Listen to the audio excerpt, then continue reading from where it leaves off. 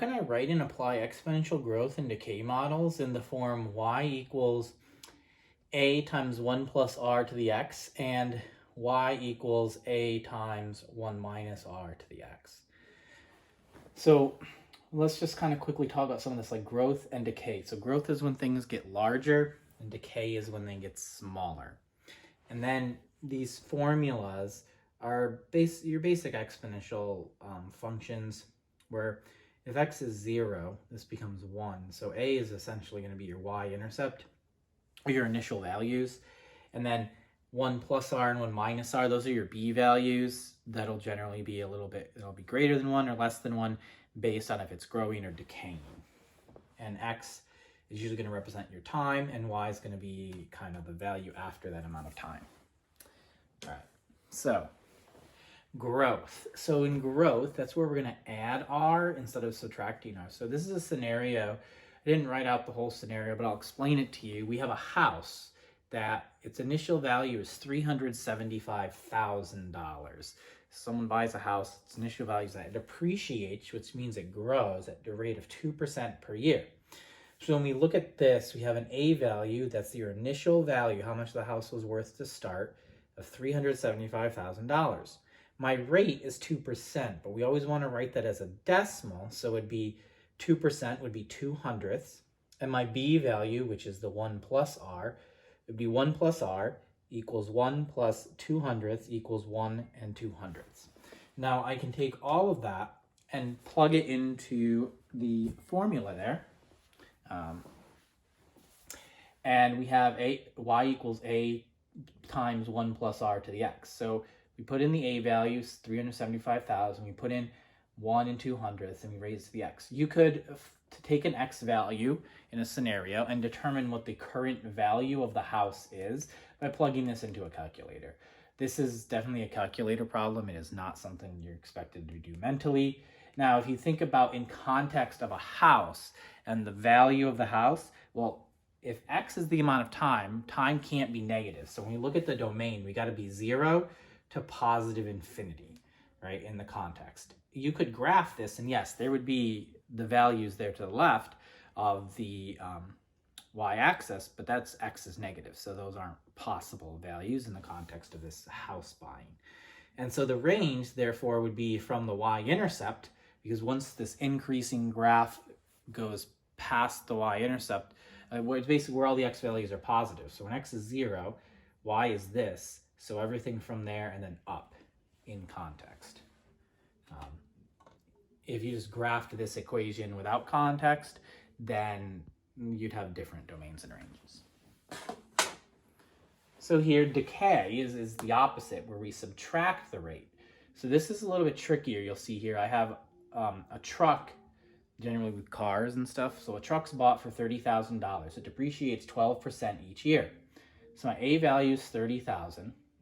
My rate is 12%, or 1/1200ths.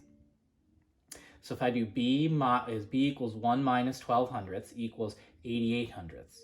So this equation is y equals 30,000 times 8800ths to the x.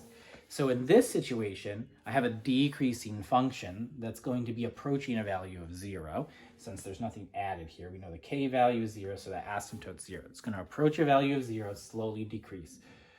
So we have y is going to equal the current value of the car, right? A represents the initial value, there's our rate. And so then our domain would be the x values. Well, time can't be negative, so it would be from 0 to positive infinity.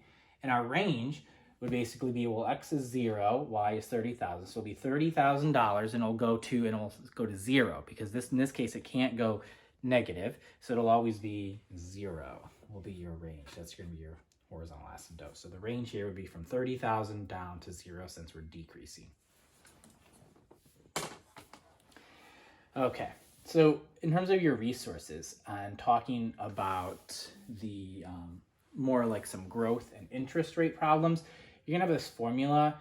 The formula I was taught was PRT, principal times rate times time. It's similar to that, but this is the formula to figure out your interest over time. MCAT formula, it'll say A, which is your total amount, equals P, your principal or initial amount. Your rate is your interest rate as a decimal. So just like we were doing before, we take the percent, convert it to a decimal. N is the number of times compounded. This is on the formula sheet you're going to get, because as you get more advanced in math, you use it. We don't even need it in algebra. This is always going to be 1. And if n is always 1, it basically becomes 1 plus r. So just ignore the n value in here. It's always going to be 1. T equals time, and that's usually measured in years.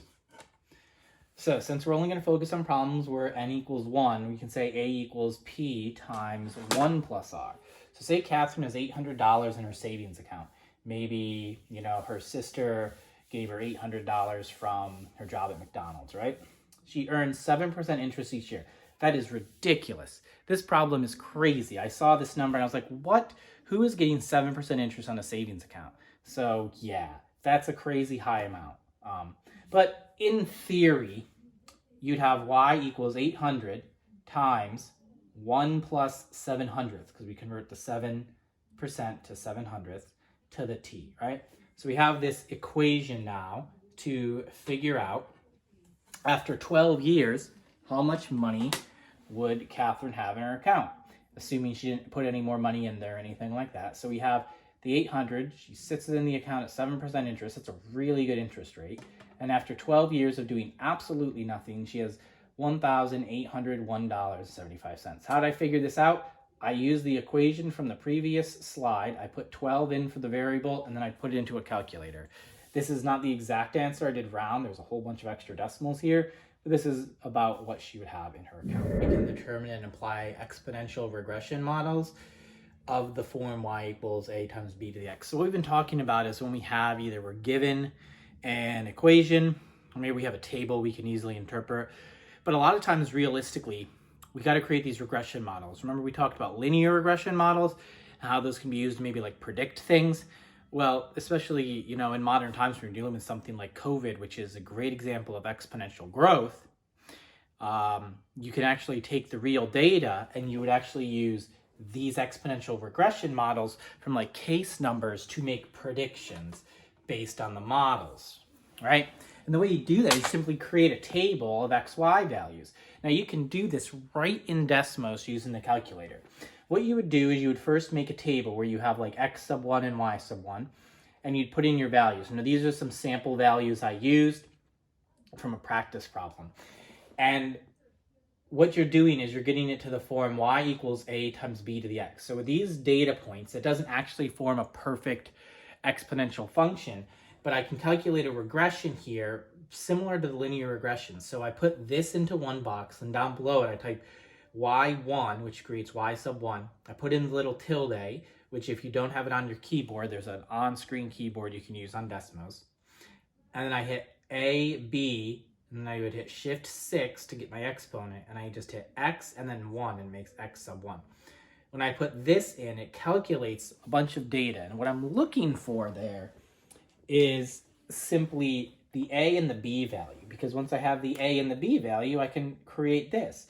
So I can write my approximate equation would be y equals 7.92 times 1.74 to the x. So you just substitute in, and I rounded these to another place value, and I substituted them in, and you can create your exponential equation there.